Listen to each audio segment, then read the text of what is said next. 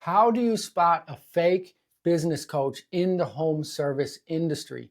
There are a lot of fake business coaches out there. I've met some of them, and I've met some really good business coaches. There are a couple easy ways to quickly spot if you're talking to a fake business coach or a fake guru. I'm going to tell you the top 3 ways to spot them. Let's go. Number 1, a business coach should be able to answer your questions very clearly and very succinctly.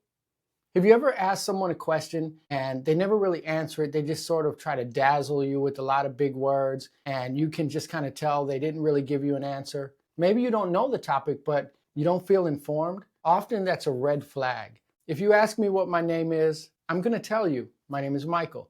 If you ask me where I'm from, I'm going to answer it. If I have a hard time answering it, then something is wrong. And there are these business coaches that have read things from a book and don't have a solid understanding of it, and therefore they can't explain it to you.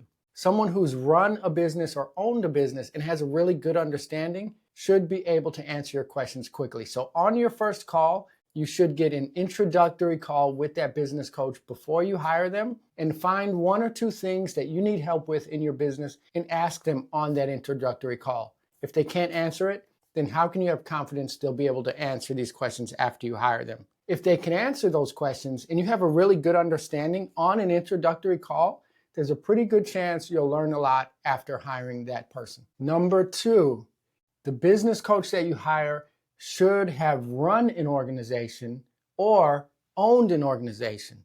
And you notice I said run one. You don't necessarily have to have owned a business to be a business coach. I've owned an HVAC business for 20 years, but I know amazing coaches that have never owned their business, but were high-level executives in multi-million-dollar businesses, and they know how to do the job, and they know how to get the job done, and they know how to grow a business. This is why I put this as number 2 instead of number 1. Because if your business coach can explain it to you and teach it to you, and they have a deep understanding and they can transfer that understanding to you, then it wouldn't matter if they owned it, because you're still getting the information that you need. Number 1 is still, do they have the answers to your questions? Number 3, they shouldn't ask you for all the money up front. When I first hired a business coach for my own business several years ago, I was talking to a fake business coach. And he wanted $12,000 up front. He wanted the whole year up front, which I thought was a red flag. Turns out he was taking all the money and never giving any sessions.